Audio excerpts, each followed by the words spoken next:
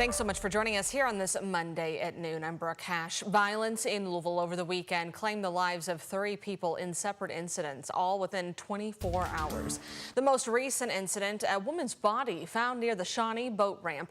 LMPD said they were called to the Shawnee Park Drive around 3:30 yesterday afternoon after someone found a person down in the woods. We've since learned from the victim's mother that was 32-year-old Rachel Hughes. Her mom said she'd gone to the laundromat just a couple blocks from home that night and never returned. Police said she died from multiple gunshot wounds. Earlier that same day, officers found a man shot dead inside of a car in the Phoenix Hill neighborhood.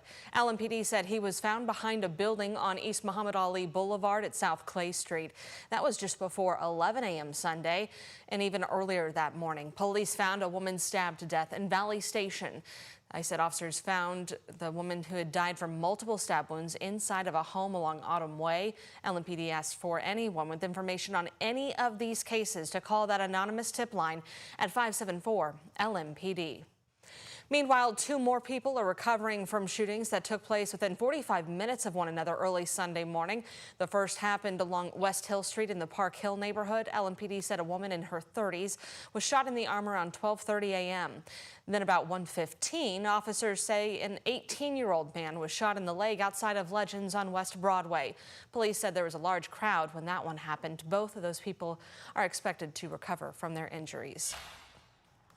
LMPD is looking for the person responsible for a drive-by shooting in the Algonquin neighborhood. Officers were called to JJ's Food Mart off Dixie Highway between West Lee Street and Gulbert Avenue just before 9 Saturday night. 3 adults were taken to the hospital with injuries. The LMPD said they were told someone in a dark-colored vehicle shot at the group before speeding away. A number of Metro Council members are pushing for the city to bring back a juvenile detention center, and as soon as possible. This is a bipartisan effort. Our Clary Shaley explains why council members believe this could be a solution for the teen violence we've seen recently.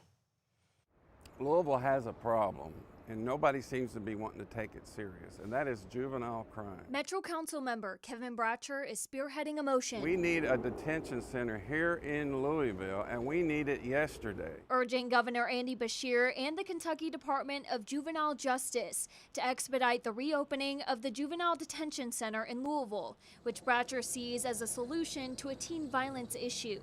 The facility closed in 2019 and is supposed to open in 2027. The director of the Office of Violence Prevention told us earlier this month that violent crime is down, but kids committing crimes isn't lowering like other demographics. And we need a place where we can set them down, have the clergy come talk to them, have the family come talk to them, have counselors here in Louisville come talk to them, and try to turn their life around before they turn 18 years old. There's backing from Councilmember Tammy Hawkins, standing in her district's Algonquin Park, where there were teen violence instances at the beginning of the summer. I think it sets an example. And there's support outside of the council, too. Definitely that's an avenue that needs to be taken by the city. Will Pitts has worked in the community for years to prevent youth violence. You need the detention center for the ones that just can't quite get their act together, if you know what I mean. You got to have a place to have some, you got to have that structure, as we call it, in place. For WHAS11, I'm Clary Shaley on your side.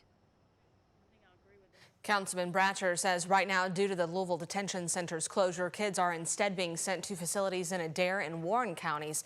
He also claims releases from juvenile detentions are happening too soon and criticized a state law which limits the amount of time a youth can be kept in detention centers. Another solution city leaders are pushing to prevent further violence is through its independent monitor. The person would oversee the implementation of the city's police reform plan, and happening tonight, you can meet 2 of the finalists for that position. The independent monitor will be responsible for ensuring the city's reform initiatives are carried out effectively with transparency and community input. The city said the role is central to Louisville's commitment to long-term police accountability and transformation. You can meet the finalists tonight at the Republic Bank Foundation's YMCA from 6 to 7:30. There will be a Q&A at this session, and it'll be live streamed. An online survey will be available afterward. 12:04 on the dot here for your Monday, and I just got the alert right before the noon about an air quality alert, Matt. That's right. Yeah, we were just put under this a few moments ago. This is because of some ozone that was detected from the air quality control team over in the National Weather Service in Louisville. Sensitive groups and people that may have some breathing issues, just limit your time outdoors. The ozone is a bit elevated as we continue to forecast this dry and steady pattern. Sometimes whenever we see extended periods of dry air and warm conditions, it can kind of aggravate the excessive pollution from the city. So something just to keep in mind throughout the later hours of the afternoon. Right now, clear, quiet, and dry for us in the Louisville Metro and across all of Kentuckiana. It's shaping up to be a very sunny day that's going to last throughout the rest of our afternoon hours. Here's a live look across downtown. This is courtesy of our Shriners Children's Hospital in Lexington camera view. Temperatures in the lower 80s right now, and we're still going to stay under these dry conditions along with a warm week ahead. And those weekend rain chances are going to be around as well as we continue going throughout these upcoming days. We do stay sunny and dry, and then Saturday and Sunday, I have a few chances for some isolated showers to develop. But as of right now, temperatures ranging into the 80s for us here in Jefferson County. Already warming up fairly quickly. It will not be much longer until we see those temperatures start to increase towards 90 degrees later into the afternoon. The rest of us are seeing those temperatures starting to warm up in the 80s as well. 88 Springfield, 77 Bedford, 83 for you guys near Hardinsburg, 84 for you guys near Elizabethtown. Let's look at what the weather's looking like right now. I'll have a full breakdown about your extended forecast coming up here in just a few short minutes. Brooke? Thank you, Matt. New today, tech giant Meta announced a $150,000 investment into two Southern Indiana organizations supporting STEAM education and entrepreneurship.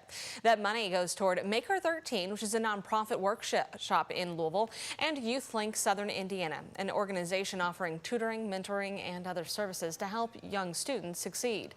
The investment is meant to expand hands-on learning, workforce readiness, and entrepreneurial opportunities for all community members. Jeffersonville Mayor Mike Moore said by helping Jeffersonville schools, giving students resources they wouldn't have had access to otherwise, Meta is helping all of Southern Indiana.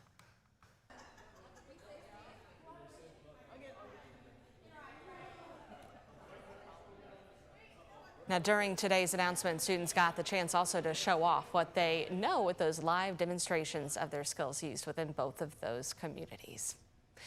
Well, funeral arrangements have been announced for longtime Jefferson County Clerk Bobby Holsclaw. The visitation will take place on Monday, September 22nd from 1 to 8 p.m. at Archel Hetty and Son over at Westport Village, followed by a mass that Tuesday at Holy Spirit Catholic Church. That's at 10 a.m.